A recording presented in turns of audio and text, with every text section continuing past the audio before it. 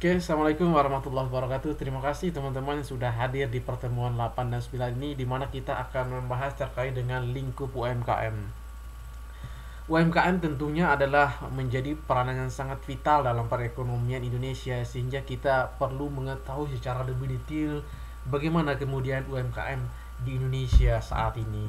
Dan sebelum kita membahas Indonesia saat ini, perlu kita sekiranya bagaimana mengetahui secara detail tentang UMKM itu sendiri gitu ya.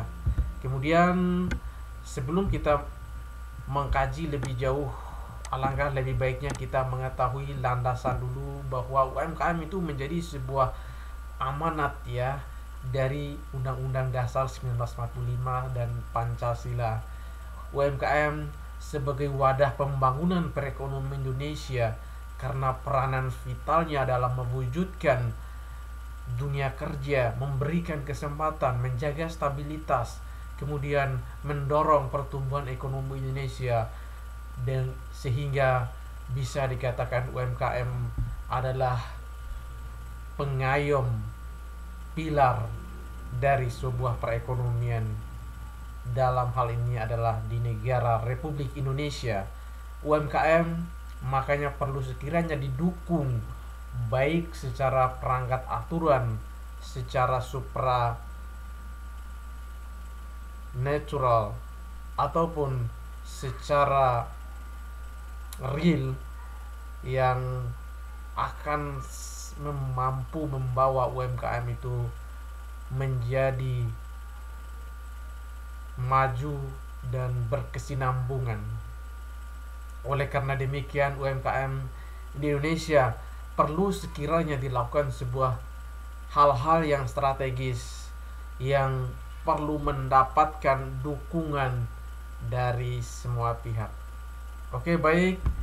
Berikutnya di sini kita melihat dukungan dari pemerintah dikeluarkannya lah Undang-Undang Nomor 20 Tahun 2008 tentang UMKM. Undang-undang ini mendasarkan pada Pancasila dan Undang-Undang Dasar Negara Republik Indonesia, kemudian TAP MPR RI Nomor 16 Tahun 98. Kemudian UMKM juga didukung juga dengan Undang-Undang Nomor 9 Tahun 1995 sebelum dikeluarkan Undang-Undang Nomor 20 Tahun 2008 ini. Sehingga apa? Sehingga UMKM Indonesia menjadi daya tarik tersendiri yang menyokong perekonomian Indonesia. Kemudian lebih lanjut, di dalam undang-undang tersebut dijelaskan pengertian tentang UMKM. UMKM itu terdiri dari usaha mikro, kecil, dan menengah. Usaha mikro adalah usaha produktif milik orang perorangan atau badan usaha perorangan yang memenuhi kriteria usaha mikro sebagaimana diatur dalam undang-undang ini. Kemudian usaha kecil dan usaha ekonomi produktif yang berdiri sendiri, yang dilakukan oleh orang perorangan atau badan usaha yang bukan merupakan anak perusahaan atau bukan cabang perusahaan yang dimiliki, dikuasai, atau menjadi bagian langsung maupun tidak langsung dari usaha menengah atau usaha besar yang memenuhi kriteria usaha kecil sebagaimana dimaksud dalam undang-undang ini. Kemudian usaha menengah adalah usaha ekonomi produktif yang berdiri sendiri yang dilakukan oleh orang perorangan atau badan usaha yang bukan merupakan anak perusahaan atau cabang perusahaan yang dimiliki, dikuasai, atau menjadi bagian baik langsung maupun tidak langsung dengan usaha kecil atau usaha besar dengan jumlah kekayaan bersih atau hasil penjualan tahunan sebagaimana diatur dalam undang-undang ini. Kemudian usaha besar dan usaha ekonomi produktif yang dilakukan oleh badan usaha dengan jumlah kekayaan bersih atau hasil penjualan tahunan lebih besar dari usaha menengah yang meliputi usaha nasional milik negara atau swasta, usaha patungan dan usaha asing yang melakukan kegiatan ekonomi di Indonesia. Dunia usaha adalah usaha mikro, usaha kecil, usaha menengah, dan usaha besar yang melakukan kegiatan ekonomi Indonesia dan berdomisili di Indonesia. Kemudian pemberdayaan adalah upaya yang dilakukan pemerintah daerah, dunia usaha, dan masyarakat secara sinergis dalam bentuk pertumbuhan iklim dan pengembangan usaha terhadap usaha mikro, kecil, dan menengah sehingga mampu tumbuh dan berkembang menjadi usaha yang tangguh dan mandiri. Iklim usaha adalah kondisi yang diupayakan pemerintah dan pemerintah daerah untuk memberdayakan usaha mikro, kecil, dan menengah secara sinergis melalui penetapan berbagai peraturan perundang-undangan dan kebijakan di berbagai aspek kehidupan ekonomi agar usaha mikro, kecil, dan menengah memperoleh pemihakan, kepastian, kesempatan, pelindungan, dan dukungan berusaha yang seluas-luasnya. Pengembangan adalah upaya yang dilakukan oleh pemerintah daerah, dunia usaha, dan masyarakat untuk memberdayakan usaha mikro, kecil, dan menengah melalui pemberian fasilitas, bimbingan, pendampingan, dan bantuan perkuatan untuk menumbuhkan dan meningkatkan kemampuan daya saing usaha mikro, kecil, dan menengah. Pembiayaan adalah penyediaan dana oleh pemerintah daerah, dunia usaha, dan masyarakat melalui bank, koperasi, dan lembaga keuangan bukan bank untuk mengembangkan dan memperkuat kemudahan usaha mikro, kecil, dan menengah. Penjaminan adalah pemberian jaminan pinjaman usaha mikro, kecil, dan menengah oleh lembaga penjamin kredit sebagai dukungan untuk memperbesar kesempatan memperoleh pinjaman dalam rangka memperkuat permodalannya. Kemitraan adalah kerjasama dalam keterkaitan usaha baik langsung maupun tidak langsung atas dasar prinsip saling memerlukan, mempercayai, memperkuat, dan menguntungkan yang melibatkan pelaku usaha mikro, kecil, dan menengah dengan usaha besar. Dari beberapa uraian ini tentu kita bisa melihat bahwa dukungan dari usaha kecil mulai dari pemerintah pusat sampai kepada pemerintah daerah, artinya UKM, usaha mikro, kecil, dan menengah perlu mendapatkan hal-hal yang penting agar usaha mikro, kecil, menengah bisa berkesinambungan sekaligus mampu tumbuh besar, naik kelas istilahnya, dari usaha mikro naik ke usaha kecil, dari usaha kecil naik ke usaha menengah, dari usaha menengah naik ke usaha besar. Inilah sebuah harapan besar bagi adanya pengelolaan UMKM di Indonesia yang secara demokratis dan secara komprehensif. Oke, berikut ini asas dan tujuan dari UMKM. Usaha mikro, kecil, dan menengah berasaskan kekeluargaan, kemudian demokrasi ekonomi, kebersamaan, efisiensi, berkeadilan, berkelanjutan, berwawasan lingkungan, kemandirian, keseimbangan, kemajuan, dan kesatuan ekonomi nasional. Kemudian pasal 3, usaha mikro, kecil, dan menengah bertujuan menumbuhkan dan mengembangkan usahanya dalam rangka membangun perekonomian nasional berdasarkan demokrasi ekonomi yang berkeadilan. Bicara tentang demokrasi ekonomi itu merujuk kepada ekonomi Pancasila, teman-teman. Oke, baik, selanjutnya kita lihat prinsip, tujuan, dan pemberdayaan. Prinsip pemberdayaan usaha mikro, kecil, dan menengah. Pertama, menumbuhkan kemandirian, kebersamaan, kewirausahaan usaha mikro, kecil, dan menengah untuk berkarya dengan prakarsa sendiri. Perwujudan kebijakan publik yang transparan, accountable, dan berkeadilan. Pengembangan usaha berbasis potensi daerah dan orientasi pasar sesuai dengan kompetensi usaha mikro, kecil, dan menengah. Peningkatan daya saing usaha mikro, kecil, dan menengah, dan penyelenggaraan perencanaan, pelaksanaan, dan pengendalian secara terpadu. Adapun tujuan pemberdayaan adalah mewujudkan struktur perekonomian nasional yang seimbang, berkembang, dan berkeadilan. Penumbuhan dan mengembangkan kemampuan usaha mikro, kecil, dan menengah menjadi usaha yang tangguh dan mandiri. Peningkatan peran usaha mikro, kecil, dan menengah dalam pembangunan daerah, penciptaan lapangan kerja, pemerataan pendapatan, pertumbuhan ekonomi, dan pengentasan rakyat dari kemiskinan. Ini pentingnya sebuah UMKM dalam rangkaian sebuah dinamika dalam perekonomian nasional. Dalam konteks ini UMKM menjadi ujung tombak. Karena itu semua pihak harus mampu bersinergi dalam memajukan UMKM di daerahnya masing-masing. Berikutnya, kriteria UMKM. Kriteria yang pertama adalah usaha mikro. Kepemilikan kekayaan bersih paling banyak 50 juta, tidak termasuk tanah dan bangunan atau tempat usaha. Memiliki hasil penjualan tahunan paling banyak 300 juta rupiah. Kemudian usaha kecil, memiliki kekayaan bersih lebih dari 50 juta, sementara penjualan tahunannya 300 juta rupiah sampai dengan 2 miliar rupiah. Usaha kecil. Kemudian usaha menengah, memiliki kekayaan bersih 500 juta sampai dengan 10 miliar, sementara hasil penjualannya adalah 2,5 miliar sampai dengan 50 miliar.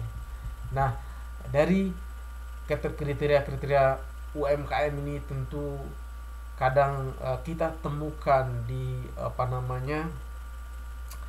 di sekitar kita, dan UMKM memang memiliki dasar historis bagi setiap daerah. Umumnya UMKM ini lahir dari keunggulan, daya saing, dan potensi setiap daerah. Oleh karenanya kadang UMKM ini memiliki karakteristik usaha tersendiri sesuai dengan basis keunggulan dari daerah-daerah tersebut. Kemudian berikutnya kita lihat bahwa bagaimana penumbuhan iklim usaha. Pemerintah daerah menumbuhkan iklim usaha dengan menetapkan peraturan perundang-undangan dan kebijakan yang meliputi aspek pertama, pendanaan, sarana dan prasarana, informasi usaha, kemitraan, perizinan usaha, kesempatan berusaha, promosi dagang, dukungan kelembagaan, perizinan. Misalkan UMKM diberi peluang untuk mengurus izin-izin usahanya, izin produknya, PIRT-nya, kemudian izin halalnya, kemudian dukungan pelatihan dan lain sebagainya, sehingga pengelolaan UMKM bisa lebih profesional dan berdaya saing.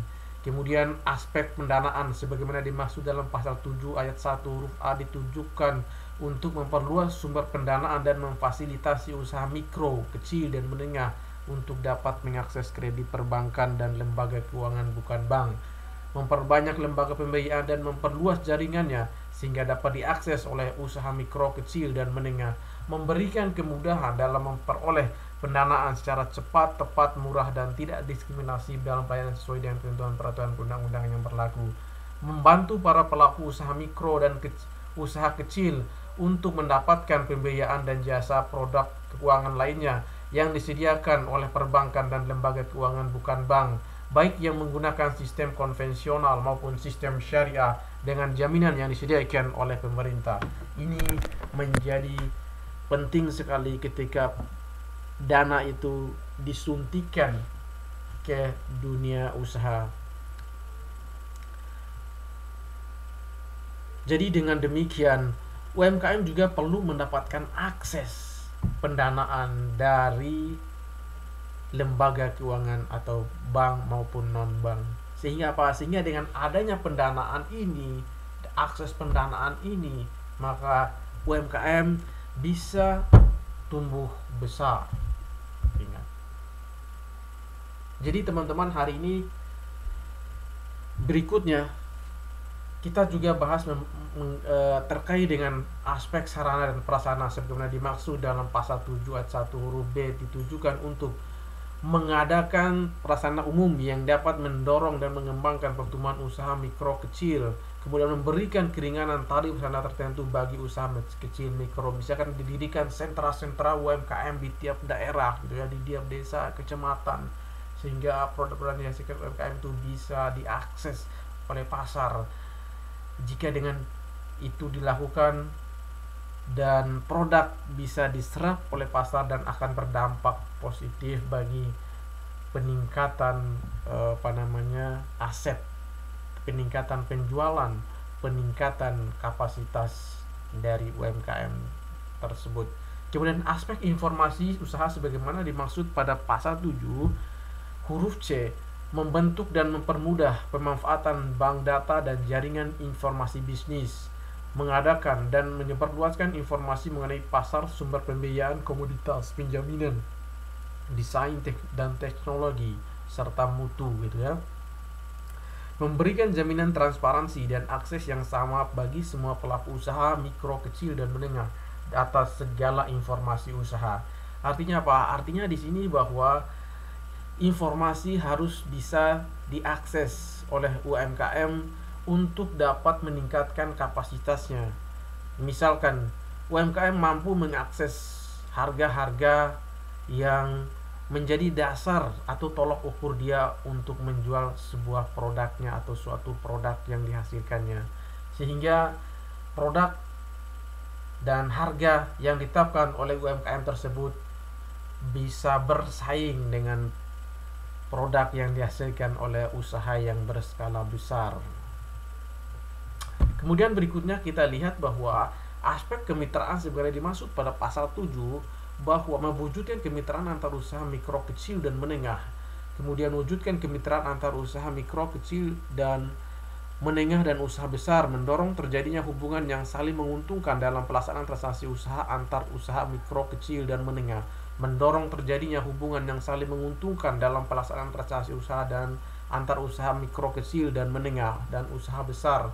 Mengembangkan kerjasama untuk meningkatkan potensi tawar usaha mikro, kecil, dan menengah, mendorong terbentuknya struktur pasar yang terjamin tumbuhnya persaingan usaha yang sehat dan melindungi konsumen dan mencegah terjadinya penguasaan pasar dan pemusatan usaha oleh perorangan atau kelompok tertentu yang merugikan usaha kecil dan menengah.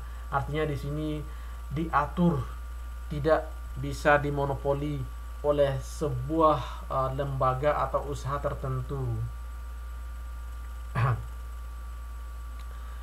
Jadi usaha kecil dan menengah itu diberi ruang sebesar-besarnya ya untuk membangun kemitraan. Namun juga ini perlu sentuhan dari berbagai pihak, karena kita tak ketahui bahwa UMKM itu kadang secara sumber daya manusia masih cukup terbatas, secara skill maupun pengalamannya cukup terbatas, sehingga perlu dibuka keran yang seluas-luasnya agar produk dari UMKM ini bisa diakses oleh pasar yang lebih luas. Kemudian di aspek perizinan usaha sebenarnya dimaksud dalam ayat 1 pasal 7, menyederhanakan tata cara dan jenis perizinan usaha dengan sistem pelayanan terpadu satu pintu, membebaskan biaya perizinan bagi usaha mikro, memberikan keringanan biaya perizinan bagi usaha kecil, ketentuan lebih lanjut mengenai persyaratan diatur oleh pemerintah. Jadi teman-teman, bahwa perizinan juga mendapatkan memberikan peluang bagi usaha kecil untuk tumbuh lebih cepat lagi. Maka kemudian banyak kendala-kendala yang terjadi akhir-akhir ini, di mana UMKM sangat tertatih-tatih untuk maju gitu ya. Apalagi ditambah lagi dengan kondisi COVID-19 yang cukup membawa dampak negatif bagi UMKM. Oleh karena itu, dukungan perizinan yang gratis bagi UMKM adalah sebuah keniscayaan agar iklim dan pertumbuhan UMKM serta memunculkan UMKM baru di Indonesia bisa lebih gencar lagi. Oke teman-teman, kita lihat juga di slide berikutnya di pasal 13 ini aspek kesempatan yang berusaha sebagaimana dimaksud pada pasal 7 di atas, bahwa kita lihat menentukan peruntukan tempat usaha yang meliputi pemberian lokasi di pasar, ruang pertokoan, lokasi sentra industri, lokasi pertanian rakyat, lokasi pertambangan rakyat, lokasi yang wajar bagi pedagang kaki lima, serta lokasi lainnya. Menetapkan alokasi waktu berusaha untuk usaha mikro kecil di subsektor perdagangan retail, mencadangkan bidang dan jenis kegiatan usaha serta mempunyai warisan budaya yang bersifat khusus dan turun-temurun, menetapkan bidang usaha yang Tahap bidang usaha yang terbuka untuk usaha besar dengan syarat harus bekerja sama dengan usaha mikro, kecil, dan menengah. Melindungi usaha tertentu yang strategis untuk usaha mikro, kecil, dan menengah.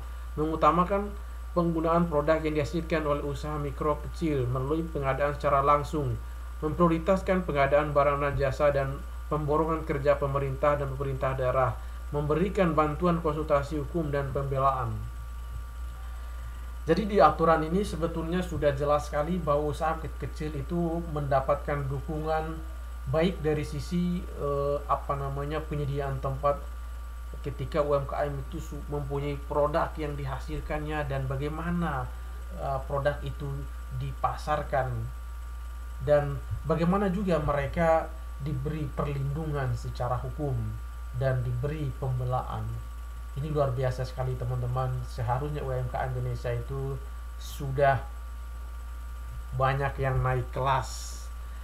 Oke, berikutnya aspek promosi dagang sebagaimana dimaksud dalam pasal 7 ayat 1 huruf G ditujukan untuk meningkatkan promosi produk usaha mikro, kecil, dan menengah di dalam dan luar negeri, memperluas sumber pendanaan untuk promosi produk usaha mikro, kecil, dan menengah di dalam dan di luar negeri, memberikan insentif dan cara pemberian insentif untuk usaha mikro, kecil, dan menengah yang mampu menyediakan pendanaan secara mandiri dalam kegiatan promosi produk di dalam dan di luar negeri, memfasilitasi kepemilikan hak atas kekayaan intelektual atas produk dan desain usaha mikro, kecil, dan menengah dalam kegiatan usaha dalam negeri dan ekspor.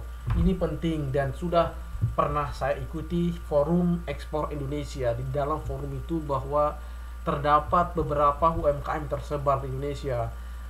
Dalam forum itu pun disediakan bagaimana para pelaku UMKM mempromosikan, mempresentasikan produk-produk yang mereka miliki di hadapan para stakeholder. Kemudian di mana akses informasi itu bisa dimanfaatkan oleh semua pihak yang berkepentingan sehingga efektivitas promosi bisa dicapai. Oke teman-teman, kita lihat berikutnya aspek dukungan kelembagaan sebagaimana dimaksud pada pasal 7 ayat 1 huruf H ditujukan untuk mengembangkan dan meningkatkan fungsi inkubator, lembaga layanan pengembangan usaha, konsultan keuangan, mitra bank, dan lembaga profesi sejenis lainnya sebagaimana lembaga pendukung pengembangan usaha mikro, kecil, dan menengah. Dukungan dari pengembangan ini biasanya UMKM berkolaborasi dengan berbagai pihak, salah satunya adalah dunia pendidikan, sekolah, kemudian mulai dari tingkat sekolah dasar sampai di tingkat universitas. Mereka diharapkan bisa bersinergi melakukan riset-riset yang kemudian bisa diimplementasikan baik dalam implementasi teoritis maupun implementasi teknologi tepat guna yang mampu bermanfaat bagi peningkatan dan efisiensi serta produktivitas produk-produk yang ada di UMKM di daerah terkait atau daerah di seluruh Indonesia. Kemudian berbicara tentang kelembagaan usaha, pemerintah dan pemerintah daerah memfasilitasi pengembangan usaha dalam bidang produksi dan pengolahan, pemasaran, dan sumber daya manusia. Kemudian desain dan teknologi, dunia usaha dan masyarakat berperan secara aktif melakukan pengembangan sebagaimana dimaksud pada pasal pada ayat 1. Ketentuan lebih lanjut mengenai cara pengembangan prioritas intensif dan jangka panjang. Jangka waktu pengembangan diatur dengan peraturan pemerintah. Pengembangan dalam bidang produksi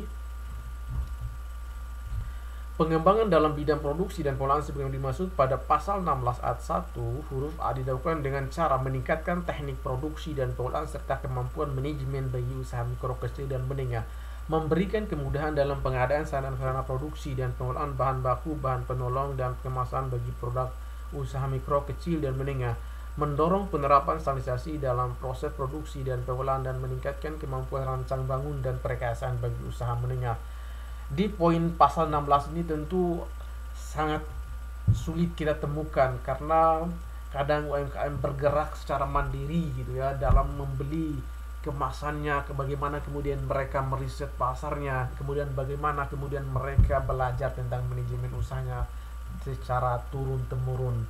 Sehingga apa? Sehingga transfer ilmu hanya mereka dapatkan dari para pendiri atau orang-orang yang terdahulu yang telah mendirikan usaha tersebut. Misalkan dari orang tuanya diturunkan ke anaknya, anaknya diturunkan ke saudaranya, atau para penerus usaha itu. Sehingga apa? Sehingga secara manajemen transfer ilmu kadang hanya terpaku pada founding fathernya, sehingga manajemen usaha yang modern kadang mereka sulit mengaksesnya.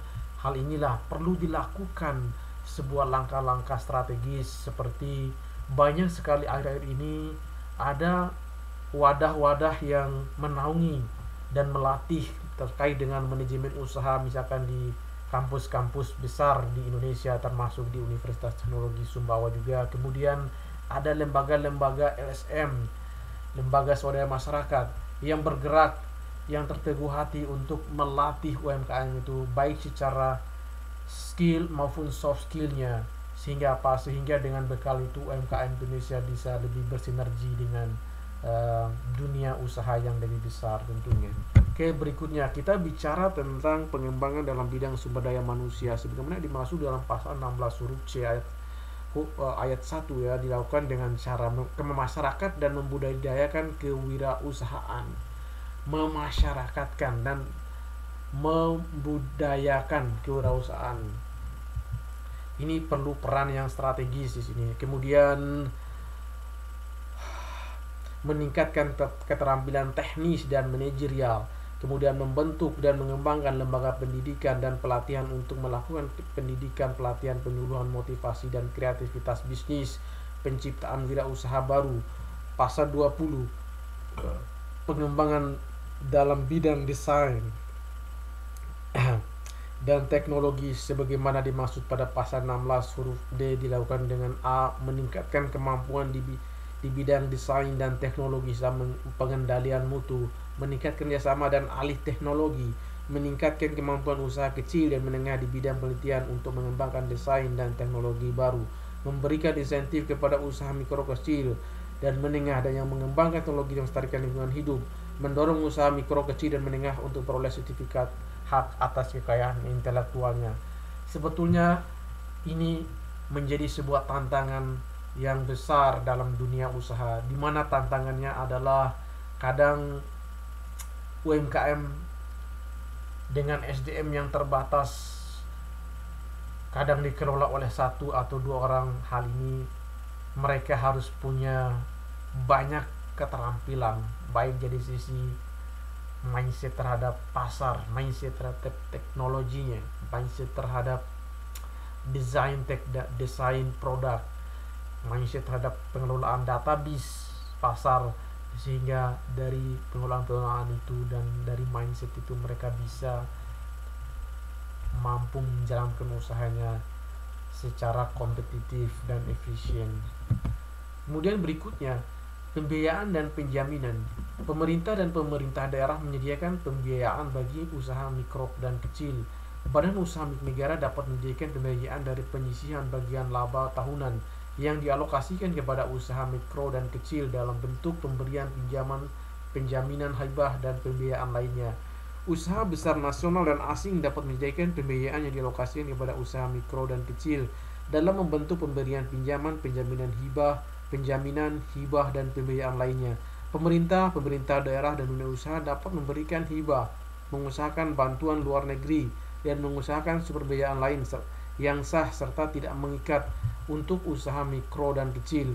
Pemerintah dan pemerintah daerah dapat memberikan insentif dalam bentuk kemudahan persyaratan perizinan, keringanan tarif sarana dan bentuk insentif lainnya yang sesuai dengan ketentuan peraturan perundang-undangan kepada dunia usaha yang menyediakan pembiayaan bagi usaha mikro dan kecil. Dalam rangka meningkatkan sumber pembiayaan usaha mikro dan kecil, pemerintah melakukan upaya pengembangan sumber pembiayaan dari kredit perbankan dan lembaga keuangan bukan bank, mengembangkan lembaga modal ventura, kelembagaan terhadap transaksi anjak piutang, dan peningkatan kerjasama antar usaha mikro dan kecil melalui koperasi simpan pinjam, koperasi jasa keuangan konvensional dan syariah, pengembangan sumber pembiayaan lain sesuai dengan ketentuan peraturan perundang-undangan. Penjaminan ini di mana menjadi PR besar bagi UMKM, di mana UMKM itu kadang tidak mempunyai kolateral jaminan. Oleh karena itu perlu ada perangkat aturan yang jelas yang kemudian menunjang keberlangsungan dari UMKM itu. Hari ini kita lihat dari berita yang terbaru dikeluarkan oleh Kemenko UKM, di mana ada semacam multi chain pembiayaan yang sangat mendukung ya dari pemerintah dalam mengembangkan UMKM Indonesia yang nanti kita bahas di slide terakhir, teman-teman. Oke, berikutnya kita lihat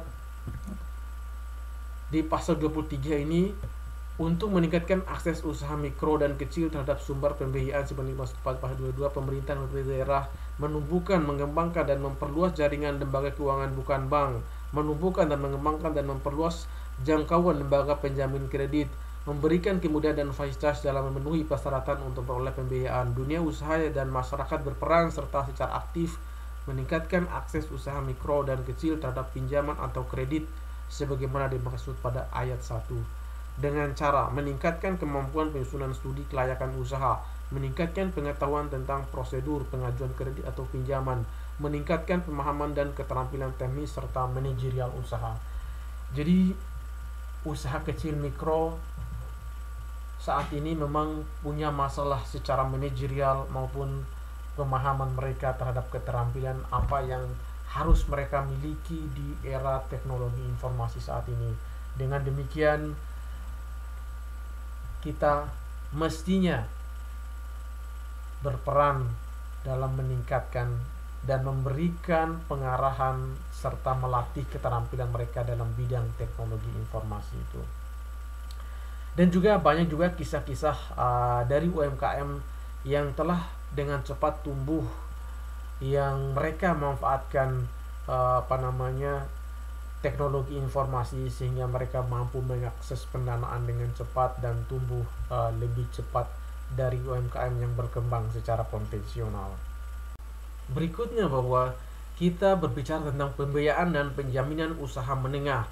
Pemerintah dan pemerintah daerah melakukan pemberdayaan usaha menengah dalam bidang pembiayaan dan penjaminan dengan memfasilitasi dan mendorong peningkatan pembiayaan modal kerja dan investasi melalui perluasan sumber dan pola pembiayaan, akses terhadap pasar modal maksudnya, dan lembaga pembiayaan lainnya, pengembangan lembaga penjamin kredit dan meningkatkan fungsi lembaga penjaminan ekspor. Ini juga penting bahwa ketika UMKM itu masuk ke pasar modal, maka di sana banyak sekali investor, baik investor retail maupun investor korporat yang ingin menyalurkan dananya sehingga UMKM bisa mendapatkan suntikan dana itu untuk mengembangkan usahanya. Oleh karena itu, akses UMKM ke pasar modal itu perlu mendapatkan ruang yang lebih besar lagi, mengingat UMKM Indonesia jumlahnya sangat besar di Indonesia. Oleh karena demikian, UMKM perlu mendapatkan jalan baru yang bisa mereka implementasikan untuk saat ini. Karena dengan besarnya mereka dan diharapkan perekonomian Indonesia itu bisa lebih stabil dan bisa lebih bersaing dengan negara-negara maju lainnya dengan dukungan UMKM yang ada di Indonesia. Oke, berikutnya kita lihat bahwa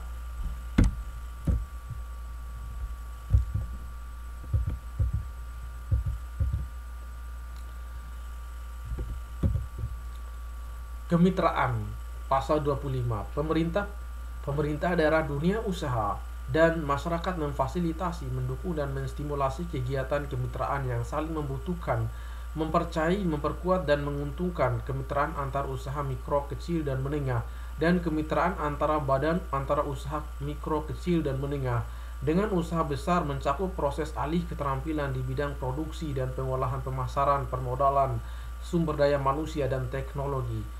Menteri dan Menteri Teknis mengatur pemberian insentif kepada usaha besar yang melakukan kemitraan dengan usaha mikro, kecil, dan menengah melalui inovasi dan pengembangan produk berorientasi ekspor, penyerapan dana kerja, penggunaan teknologi tepat guna dan ramah lingkungan, serta menyelenggarakan pendidikan dan pelatihannya. Kemudian pasal 26, kemitraan dilaksanakan dengan pola inti plasma, subkontrak, waralaba, perdagangan umum, distribusi, keagenan, bentuk-bentuk kemitraan lainnya seperti bagi hasil kerjasama operasional, usaha patungan, joint venture, dan penyumber luaran outsourcing.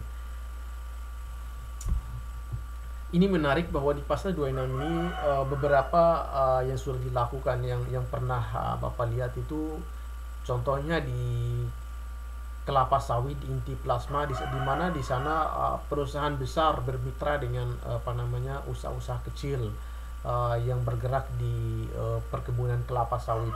Kemudian saya kadang mengambil sebuah contoh kasus yang ada di NTB, misalkan belum ada industri-industri besar yang bekerjasama dengan UMKM atau usaha perorangan kecil yang menjadi mitranya untuk menyuplai bahan baku industrinya. Contohnya misalkan di garam, kemudian di perikanan darat maupun laut, kemudian di pertanian bawang, jagung, dan lain sebagainya, sehingga pastinya kadang harga produk-produk yang dihasilkan oleh UMKM itu kadang tidak stabil, sehingga kadang harga yang terjadi kadang jauh di bawah biaya produksi yang mereka keluarkan. Kemudian pasal 27, pelaksanaan kemitraan dengan pola inti plasma sebagaimana dimaksud dalam pasal 26 huruf A. Usaha besar sebagaimana inti pembina dan mengembangkan usaha mikro, kecil, dan menengah yang menjadi plasmanya dalam menyediakan dan menyiapkan lahan, penyediaan sarana produksi, pemberian bimbingan teknis produksi dan manajemen usaha, perolehan penguasaan dan peningkatan teknologi yang diperlukan, pembiayaan, pemasaran, penjaminan, pemberian informasi, dan pemberian bantuan lain yang diperlukan bagi peningkatan efisiensi dan produktivitas dan wawasan usaha. Kemudian kita sekarang bicara terkait dengan pasal 28, di mana pelaksanaan kemitraan usaha dengan pola subkontrak sebenarnya dimaksud pada pasal 6 huruf A untuk memproduksi barang dan atau jasa. Usaha besar memberikan dukungan berupa kesempatan untuk mengerjakan sebagian produksi atau komponennya, kesempatan memperoleh bahan baku yang diproduksi secara berkesinambungan dengan jumlah dan harga yang wajar, bimbingan dan kemampuan teknis produksi atau manajemen, perolehan, penguasaan, dan peningkatan teknologi yang diperlukan, pembiayaan dan pengaturan sistem pembayaran yang tidak merugikan salah satu pihak, upaya untuk tidak melakukan pemutusan hubungan sepihak. Jadi sebetulnya bahwa kadang di dunia praktisnya bahwa kadang UMKM dicampakkan oleh usaha besar, padahal posisi UMKM di sini punya bargaining power, di mana UMKM juga punya hak dilindungi oleh undang-undang, dan usaha besar juga tidak boleh serta-merta memutuskan sepihak ketika telah dilakukan sebuah kontrak kerja antara usaha besar dengan UMKM. Dalam konteks prinsip kemitraan ini adalah subkontrak. Kemudian pasal 29, usaha besar yang menyebarluas usahanya dengan cara waralaba sebenarnya dimaksud pada pasal 26 huruf C, memberikan kesempatan dan mendahulukan usaha mikro, kecil, dan menengah yang memiliki kemampuan memberi waralaba dan menerima waralaba, mengutamakan penggunaan barang atau bahan hasil produksi dalam negeri sepanjang memenuhi standar mutu barang dan jasa yang disediakan, dijual berdasarkan perjanjian waralaba. Pemberi waralaba wajib memberikan pembinaan dalam bentuk pelatihan, bimbingan operasional, manajemen, pemasaran, pelatihan, pengembangan kepada penerima waralaba secara berkesinambungan. Jelas sekali.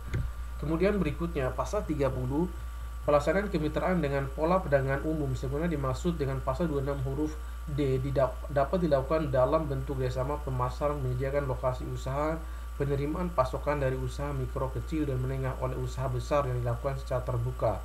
Pemenuhan kebutuhan barang dan jasa yang diperlukan oleh usaha besar dilakukan dengan mengutamakan pengadaan hasil produksi usaha kecil atau usaha mikro sepanjang memenuhi standar mutu barang atau jasa yang diperlukan. Pengaturan sistem pembayaran dilakukan dengan tingkat tidak merugikan salah satu pihak. Oke. Pembayaran di sini bisa dilakukan cash, kredit, ataupun cash keras, atau dengan cara pembayaran lain yang relevan dan tentunya tidak merugikan salah satu pihak. Kemudian pasal 31 dalam pelaksanaan kemitraan dengan pola distribusi dan keagenan sebagaimana dimaksud dalam pasal 26 huruf E. Usaha besar dan usaha menengah memberikan hak khusus untuk memasarkan barang dan jasa kepada usaha mikro dan atau usaha kecil. Pasal 32 dalam hal usaha mikro, kecil dan menengah menyelenggarakan usaha dengan modal patungan dengan pihak asing berlaku ketentuan sebagaimana diatur dalam peraturan perundang-undangan. Pasal 33 pelaksanaan kemitraan usaha yang berhasil antara usaha besar dengan usaha mikro, kecil dan menengah dapat ditindaklanjuti dengan kesempatan kepemilikan usaha besar dan oleh usaha mikro, kecil dan menengah. Ini tentu adalah sebuah linkage ke program atau program istilahnya kolaborasi gitu ya, di mana juga ada usaha-usaha dari luar negeri yang menjalin patungan dengan usaha dalam negeri. Contohnya adalah KFC, kemudian McDonald, kemudian Pizza Hut atau merek-merek dagang lain yang banyak tersebar di Indonesia yang menjalin kerjasama dengan usaha kecil, menengah, mikro dan menengah Indonesia. Oleh karenanya keterlibatan usaha asing dalam menjalin kemitraan ini tentu harus sesuai dan sejalan dengan undang-undang yang berlaku di Indonesia. Dan yang paling penting adalah usaha kecil juga bisa memasukkan atau membeli saham ke usaha besar gitu, sehingga pembagian hasil usaha nantinya bisa lebih adil gitu ya. Kemudian berikutnya bahwa kita lihat di pasal 34 ini perjanjian kemitraan dituangkan dalam perjanjian tertulis yang sekurang-kurangnya mengatur kegiatan usaha, hak dan kewajiban masing-masing pihak, bentuk pengembangan, jangka waktu dan penyelesaian perselisihan. Perjanjian kemitraan sebagaimana dimaksud pada ayat 1 dilaporkan kepada pihak yang berwenang sesuai dengan ketentuan peraturan perundang-undangan. Perjanjian kemitraan sebagaimana dimaksud pada ayat 1 tidak boleh bertentangan dengan prinsip dasar kemandirian usaha mikro, kecil dan menengah, serta tidak menciptakan ketergantungan usaha mikro, kecil dan menengah terhadap usaha besar.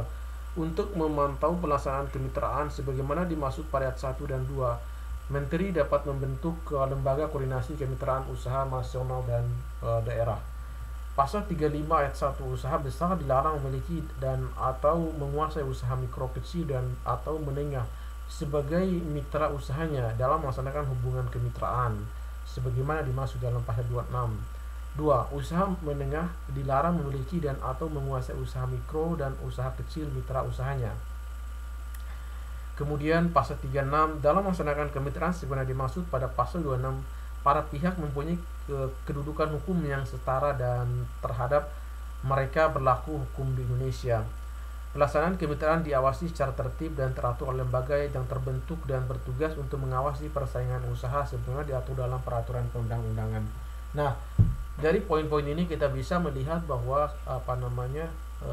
dunia usaha, baik itu usaha kecil, mikro, menengah maupun usaha besar, mereka harus bersinergi dan memberi jalan dan ruang masing-masing usaha itu untuk tetap berkembang.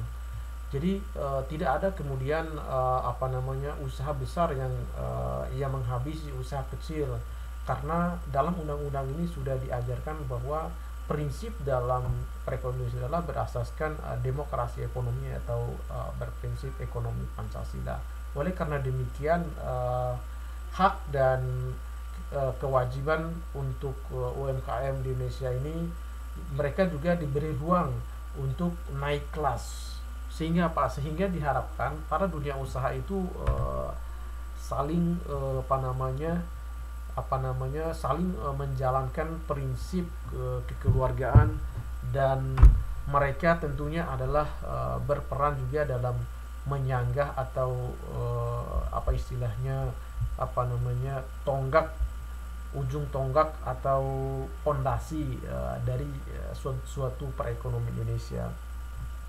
Ketika UMKM itu hancur seperti kasus COVID-19 ini, dampak UMKM Indonesia cukup besar sehingga banyak sekali para tenaga kerja yang kehilangan pekerjaan karena UMKM-nya tidak mampu bersaing di tengah kondisi COVID-19 ini. Oleh karena itu perlu adanya dukungan-dukungan secara teknis dan non teknis bagi UMKM ini untuk bisa memberikan ruang yang lebih besar dan berperan penting dalam membangun sebuah perekonomian dan tentunya perekonomian Indonesia.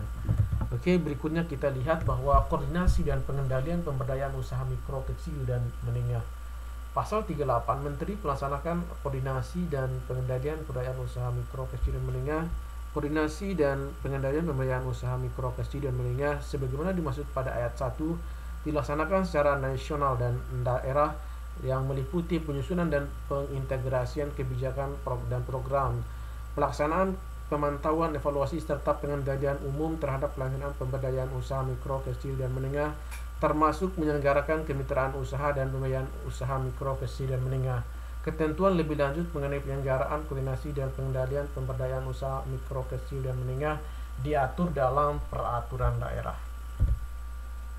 Nah, di sini bicara tentang sanksi-sanksi, bahwa setelah kita berbicara tentang bagaimana kemudian UMKM itu berjalan, bagaimana semestinya mereka harus berkembang dan bagaimana semestinya mereka harus dibina gitu ya. Jadi agar UMKM itu bisa menjadi pilar-pilar penting yang menyanggah sebuah perekonomian suatu negara, termasuk perekonomian Indonesia sendiri gitu ya. Begitu juga di setiap daerah, mereka juga menyanggah perekonomian daerah tersebut, menambah pemasukan asli daerah, kemudian meningkatkan daya penyerapan tenaga kerja, mengurangi pengangguran, sehingga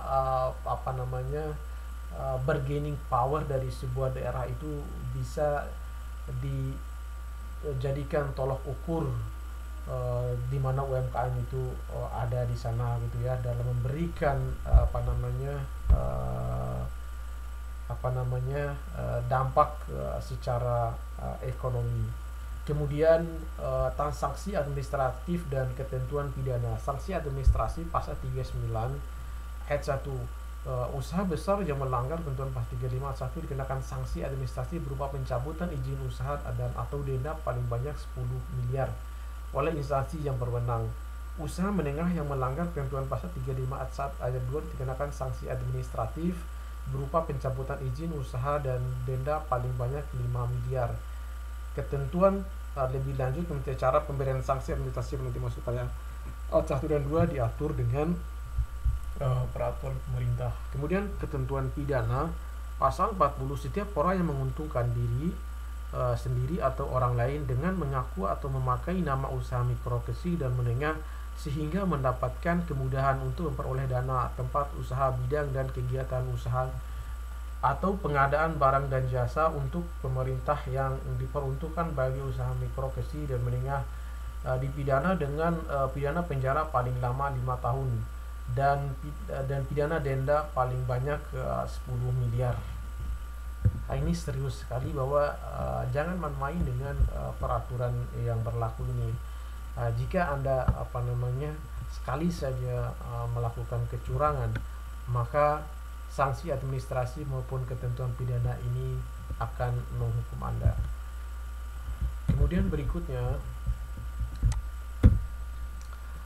inilah berita yang tadi sempat dapat ceritakan bahwa di Indonesia juga telah mulai dijalankan sebuah program kemitraan dengan rantai pasok menjadi skema pembiayaan hari ini.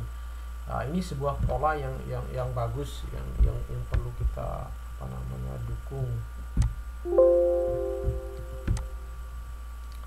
Oke, kita lihat berita realnya.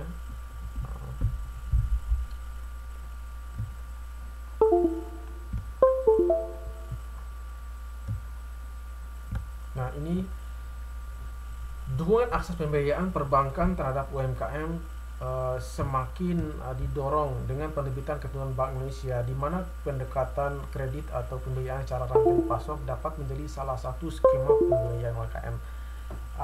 Solusi ini tentu diharapkan menjadi sebuah pola baru yang menutup lubang kekurangan dari eksistensi UMKM yang sejauh ini kadang sulit bersaing karena akses ke lembaga keuangan bank dan non bank mereka sangat sulit gitu ya, sehingga dibuatlah sebuah peraturan yang coba menopang dan mengakomodasi hal-hal yang penting bagi kemajuan UMKM Indonesia. Berikutnya, hal itu diungkapkan Menteri Koperasi dan UMKM Teten Mas Duki pada acara Forum Komunikasi Dewan Komisaris Bank Pembangunan Daerah di seluruh Indonesia pada Rabu tanggal 1 bulan 12. Teten mencontohkan kemitraan UMKM dengan usaha besar di mana UMKM dapat berperan baik sebagai pemasok, distributor, mitra, dan lainnya. BPD sebagai bank dengan mayoritas pemilikan pemerintah daerah dapat berperan terutama melalui penyaluran kredit kepada UMKM di wilayah koperasi BPD dengan mengoptimalkan kebijakan peraturan ekosistem pendukung yang telah ada sebagai upaya persamaan peningkatan pembiayaan UMKM.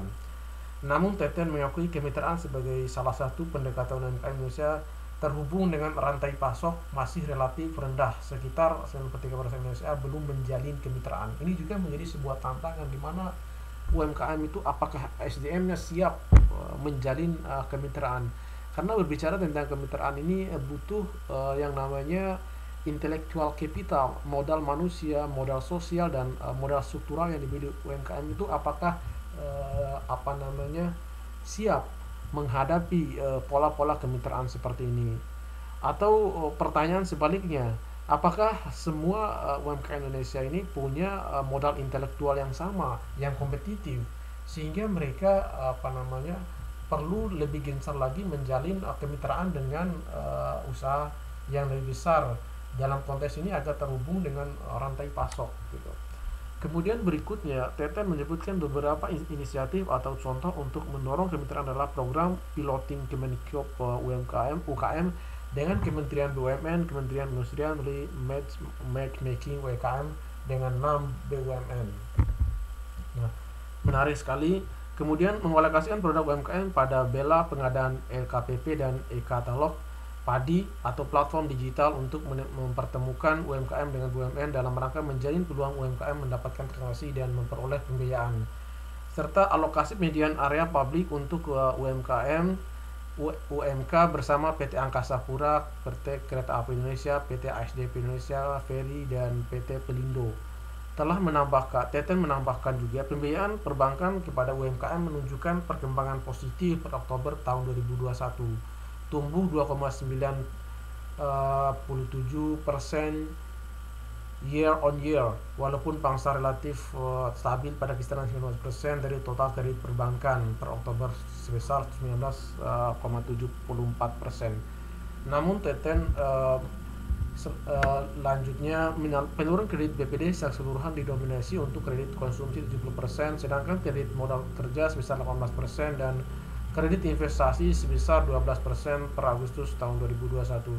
Berdasarkan sektor usaha terbesar diberikan untuk sektor perdagangan 26,44%, diikuti sektor konstruksi 25,28%. Sementara penyaluran kredit untuk UMKM oleh BPD pada 2021 memiliki tren meningkat dan baki debit per Agustus atau outstanding dana yang tersalurkan itu sebesar atau mencapai 74,1 triliun atau 14,74% dari total kredit BPD yang secara keseluruhan adalah 501,6 triliun rupiah. Penyaluran terbesar diberikan untuk usaha kecil sebesar 34,1 triliun 46,06%, diikuti usaha menengah 23,9 triliun 32,23%, dan usaha mikro 16,61%, 16,1 triliun atau 21,70%. Sementara penyaluran KUR tahun 2021 BPD sampai dengan Oktober 2021 telah terrealisasi sebesar 10,1 triliun. Mayoritas untuk KUR usaha kecil sebesar 8,56 triliun, sedangkan untuk KUR mikro sebesar 1,47 triliun dan KUR super mikro sebesar 87,7 miliar. Oleh karena itu, saya berharap BPD mendukung penuh UMKM naik kelas dan berkontribusi optimal dalam memajukan perekonomian dan kemudian ekonomi nasional serta mesejahterakan masyarakat pungkas Menkop UKM. Jadi artinya bahwa kadang menjadi pertanyaan dari besarnya persentase dana ini, apakah kemudian dana yang tersalurkan itu apa namanya dibiayai untuk membiayai usaha inti dari perusahaan dari UMKM itu, ataukah hanya untuk membayar atau menutup biaya-biaya yang sifatnya apa namanya bukan dari usaha inti dari UMKM itu, misalkan untuk bayar gaji karyawan, untuk beban apa namanya hutang ataupun biaya listrik dan lain sebagainya, sehingga uangnya seharusnya mereka pinjam untuk digunakan dalam membiayai proses usaha inti dari usaha mereka gitu. Apa namanya perlu diteliti lebih lanjut gitu, agar arah dari apa namanya uang yang masuk itu bisa lebih tepat sasaran, yang nantinya bisa menggerakkan gitu ya, menggerakkan roda kemajuan dari UMKM itu.